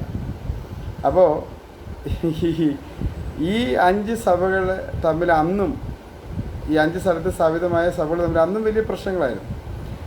അവർ തമ്മിൽ വലിയ അഭിപ്രായ വ്യത്യാസം ഉണ്ടായിരുന്നു. റോമിലെ പാർപ്പയും ഈ പാത്രിയാർക്കീസ്, ഈ അന്ത്യോക്യയിലിരിക്കുന്ന പാത്രിയാർക്കീസ് എന്നാണ് അന്നും അറിയപ്പെട്ടിരുന്നത്. അത് തമ്മിലൊക്കെ വലിയ വിടവുകളും അഭിപ്രായ വ്യത്യാസങ്ങളും കിടമത്സരങ്ങളും ഒക്കെ നടന്നുകൊണ്ടിരുന്നു. AD 869 വരെയെങ്കിലും ഇവരെല്ലാവരും ഒരുമിച്ച് കൂടി പല സഭാകാര്യങ്ങളിൽ ഒരു തർക്കം ഉണ്ടാകുമ്പോൾ വേദപുസ്തക സംബന്ധമായ പല കാര്യങ്ങളുണ്ടാകും. ഉദാഹരണത്തിന് നിങ്ങൾ കേട്ടിട്ടുണ്ടോ, നിക്കിയ വിശ്വാസ പ്രമാണം എന്നൊക്കെ നിങ്ങൾ കേട്ടിട്ടുണ്ടാകും. യേശു കർത്താവിൻ്റെ ദൈവത്വത്തെ ചോദ്യം ചെയ്തപ്പോൾ അതിന് മറുപടി കൊടുക്കാനായിട്ട് സഭാപിതാക്കന്മാർ ഒരുമിച്ച് കൂടിയ ഒരു, നമ്മളിന്ന് പറയുന്ന പോലെ ഒരു പൊതുയോഗം എന്നൊക്കെ പറയുന്ന പോലെ അന്ന് ചേർന്ന യോഗത്തിൻ്റെ പേരാണ് സുനഹോസ്. ഈ സുനഹോസിൽ, നിക്കിയ സുനഹോസിൽ എടുത്ത തീരുമാനപ്രകാരമാണ് യേശു കർത്താവിൻ്റെ ദൈവത്വം തെളിയിക്കപ്പെടുകയും സംശയലക്ഷ്യമന്യേ ആ ചോദ്യങ്ങൾക്ക് മറുപടി കൊടുക്കുകയൊക്കെ ചെയ്തു. എന്നാൽ അതിനുശേഷം AD 869 ശേഷം ഇവർ പരസ്പരം അങ്ങോട്ടും ഇങ്ങോട്ടൊക്കെ മീറ്റിങ്ങിൽ പങ്കെടുക്കാതെ ഇവർ രണ്ടായിട്ട് തിരിഞ്ഞു എന്നുള്ളതാണ്. പിന്നെ റോമിലെ സഭ അവർ പാശ്ചാത്യ സഭയായും മറ്റേത് പൗരസ്ത്യ സഭയായി, അതായത് അന്ത്യോക്യ പോലുള്ള സ്ഥലത്തെ സഭകൾ പൗരസ്ത്യ സഭയായിട്ട് ഇവർ രണ്ടായിട്ട് തിരിയുന്ന ഒരു സന്ദർഭം പിന്നീട് വന്നു. അപ്പോൾ അങ്ങനെ ആ പിളർപ്പുകളൊക്കെ പിന്നീട് ഈ റോമിലുള്ള ഇതെന്ന് പറയുന്നത് നിങ്ങൾക്ക് മനസ്സിലാകും, കത്തോലിക്ക സഭയാണ് പിന്നീട് അത് പ്രബലമായിട്ട് വന്നത്. മറ്റേതെന്ന് നമ്മൾ അറിയപ്പെടുന്ന സിറിയൻ സഭകൾ, യാക്കോബായ എന്നൊക്കെ ഓർത്തഡോക്സ് എന്നൊക്കെ പറയുന്ന പോലെയുള്ള സഭകളൊക്കെ ആ വഴി വന്നതാണ്, പിന്നീട് വന്നതാണ്. അപ്പോൾ റോമിൽ ആസ്ഥാനമായ പോപ്പിൻ്റെ കീഴിലുള്ള സഭ ആ രീതിയിലും ഇപ്പുറത്തെ ഈ അന്ത്യോക്യയിൽ രൂപപ്പെട്ട സഭകൾ ഈ രീതിയിലും പിരിഞ്ഞു. ഇപ്പോൾ രണ്ടായിട്ട് തന്നെ AD 869 പിരിഞ്ഞതാണ്. അപ്പോൾ നമ്മൾ ഈ ചരിത്രം ഇങ്ങനെ പഠിച്ചു വരുമ്പോൾ ആ കാലഘട്ടത്തിൽ തന്നെ ഈ സഭകളെല്ലാം തമ്മിൽ വലിയ അഭിപ്രായ വ്യത്യാസങ്ങൾ വരികയും സഭാപിതാക്കന്മാർ തമ്മിൽ വേർപിരിയൊക്കെ ഉണ്ടായി. അപ്പോൾ ഇത് ഇന്നലെ തുടങ്ങിയതല്ല നിങ്ങൾ പഠിക്കണം. ഇപ്പം നമ്മുടെ എവിടെയെങ്കിലും ഒരു സഭയിൽ ഒരു ചെറിയ പ്രശ്നം ഉണ്ടായി കഴിയുമ്പോൾ നിങ്ങൾ ഉടനെ അയ്യോ ഇവിടെ ആകെ രാഷ്ട്രീയമാണ്, ഇവിടെ ആകെ തമ്മിലടിയാണെന്ന് ചിന്തിക്കരുത്. ഇതൊക്കെ അന്ന് തുടങ്ങിയതാണ്. അപ്പോൾ നിങ്ങൾ ഈ പാഠമൊക്കെ പഠിപ്പിക്കുന്നതിൻ്റെ ഉദ്ദേശം കൂടിയുണ്ട്.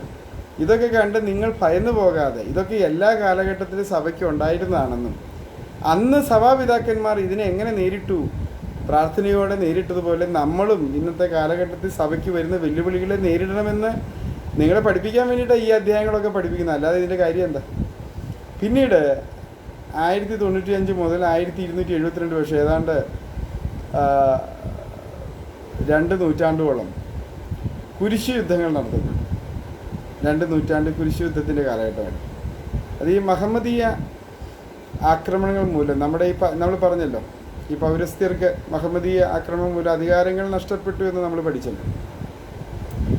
അപ്പോൾ യെരുശലേം ഉൾപ്പെടെയുള്ള സ്ഥലങ്ങൾ വീണ്ടെടുക്കാനായിട്ട് ഈ യൂറോപ്പിലുണ്ടായിരുന്ന ക്രിസ്തീയ രാജാക്കന്മാർ ഒത്തുചേർന്ന് നടത്തിയ യുദ്ധങ്ങളുടെ പേരാണ് കുരിശ് യുദ്ധങ്ങൾ.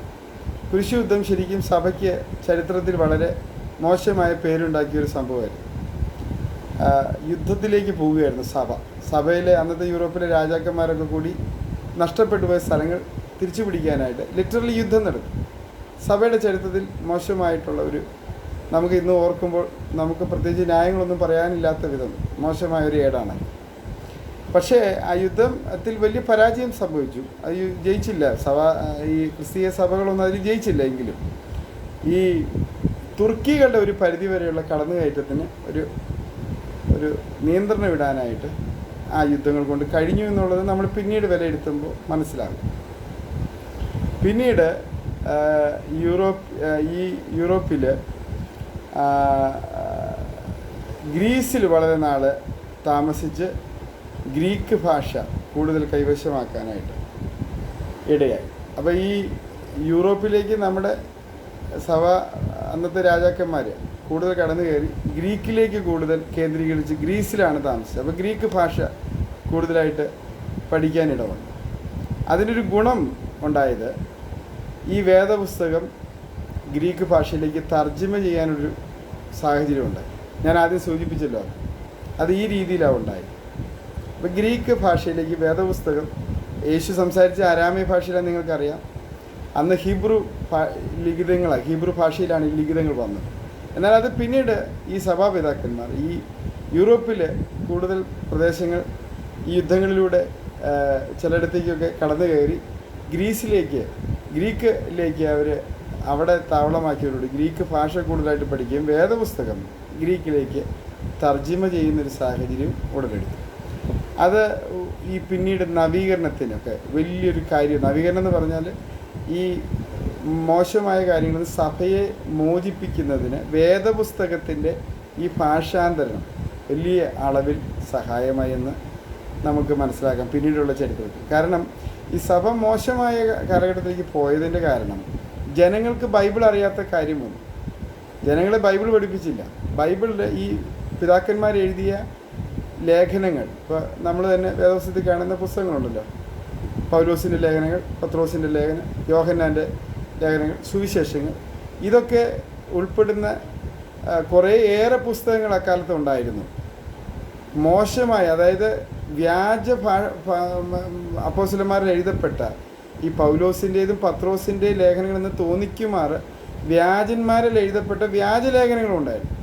എന്നാൽ ഇതിനെയൊക്കെ പഠിച്ച് ഏതാണ് നല്ലത് ഏതാണ് കള്ളത്തരമെന്ന് മനസ്സിലാക്കി പിതാക്കന്മാർ ബൈബിൾ ആ കാലഘട്ടത്തിൽ രൂപം കൊടുത്തിരുന്നു. നമ്മുടെ ബൈബിള് ഇന്ന് കാണുന്ന ബൈബിൾ അന്ന് ആ 1-ാം നൂറ്റാണ്ടിൽ തന്നെ സഭാപിതാക്കന്മാർ ഒരുമിച്ചിരുന്ന് അതിനെ ക്രോഡീകരിക്കുകയുണ്ടായി. എന്നാൽ അതിനുശേഷം ഈ സഭയിൽ വന്ന ഈ മോശം പ്രവൃത്തികൾ നിമിത്തം ബൈബിള് പൊതുജനങ്ങൾക്ക് കൊടുക്കാത്തൊരു സാഹചര്യമുണ്ട്. അതുകൊണ്ടാണ് ഇരുണ്ട കാലഘട്ടത്തിൽ ബൈബിൾ സാധാരണക്കാർക്ക് ലഭ്യമല്ലായിരുന്നു, ഏതാണ്ട് ഈ 14-ാം നൂറ്റാണ്ട്. എന്നാൽ പിന്നീട് ഇപ്പോൾ നമ്മൾ ഈ ചർച്ച ചെയ്തതുപോലെ ചിന്തിച്ചതുപോലെ ഗ്രീക്ക് ഭാഷയുടെ ആവിർഭാവം, ആ ഗ്രീക്ക് ഭാഷ നമ്മുടെ പിതാക്കന്മാർ പഠിച്ച നിമിത്തം ബൈബിള് ഗ്രീക്കിലേക്ക് പരിവർത്തനം ചെയ്തു. അത് പിന്നീട് പൊതു ഇടങ്ങളിലേക്ക് അത് പോകുന്നതിന് സാധാരണക്കാരിലേക്ക് ഈ ബൈബിൾ എത്തുന്നത്. കാരണം അന്ന് ഞാൻ പറഞ്ഞില്ല, ഇന്ന് ഇംഗ്ലീഷ് ചിന്തിക്കുന്ന പോലെ അന്ന് ഗ്രീക്കിൻ്റെ സ്വാധീനം, ഗ്രീക്ക് ഭാഷ ഈ സാധാരണക്കാരുടെ ഭാഷയിലേക്ക് ബൈബിൾ വിവർത്തനം ചെയ്തതോടുകൂടി സാധാരണക്കാർക്ക് ബൈബിൾ മനസ്സിലായി. അപ്പോൾ ഈ പുരോഹിതന്മാരും രാജാക്കന്മാരും ചെയ്യുന്നതൊന്നും ശരിയല്ല എന്ന് ജനങ്ങൾക്ക് മനസ്സിലാകാൻ തുടങ്ങി. പിന്നീടാണ് ഏതാണ്ട് 14 നൂറ്റാണ്ടിന് ശേഷം നവീകരണത്തിൻ്റെ കാര്യങ്ങളുണ്ടാകുകയാണ്. നവീകരണം പറയുമ്പോൾ പ്രധാനമായിട്ട് നമ്മൾ പറയേണ്ട പേരാണ് ജോൺ വിക്ലിഫ്. അപ്പോൾ മാർട്ടിൻ ലൂതറിനും കാൽവിൻ എന്ന് പറയുന്നൊരു സഭാപിതാവാണ്. ജോൺ കാൽവിന് ശേഷം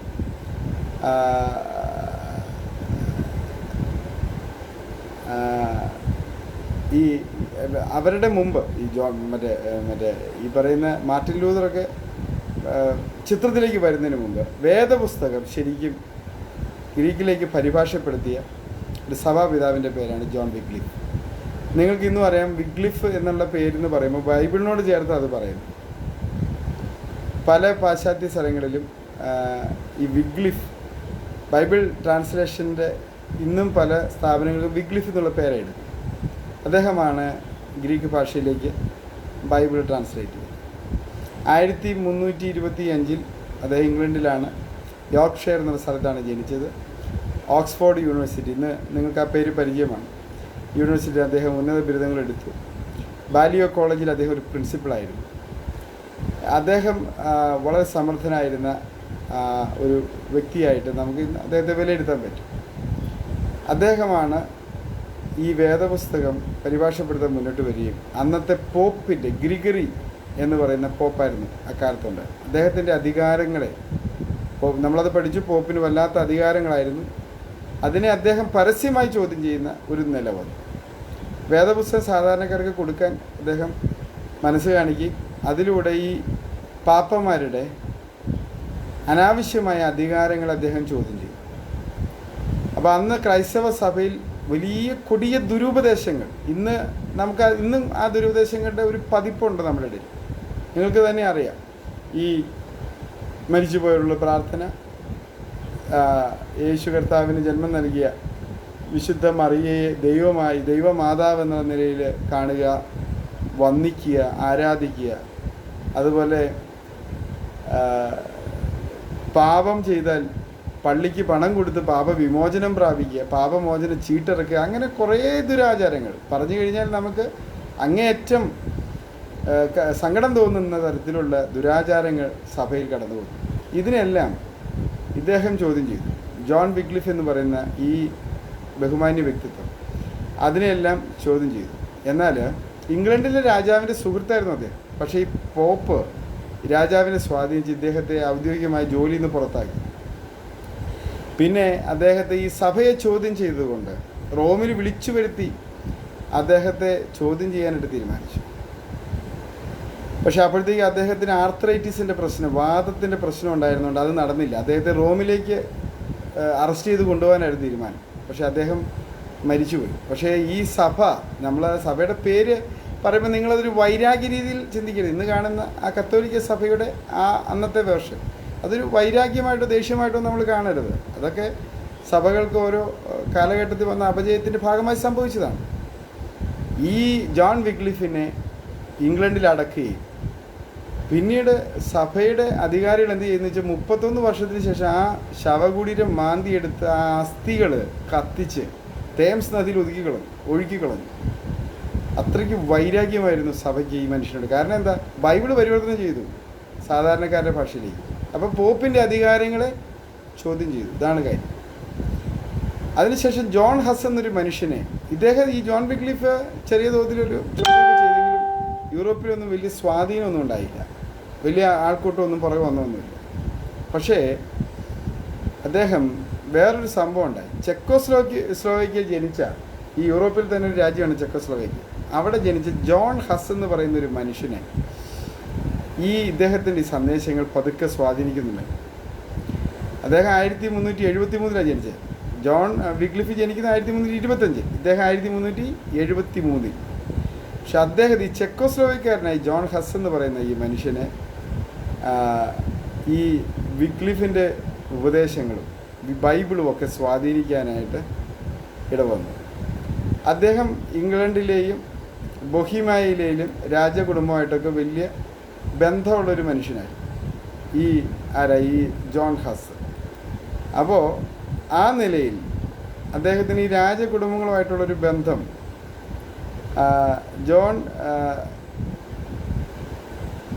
ജോൺ ഹസിന്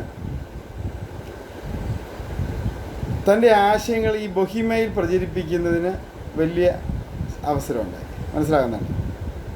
രാജകുടുംബമായിട്ടൊക്കെയുള്ള ആ ബന്ധം കൊണ്ടാണ് അത് സാധ്യമായത്.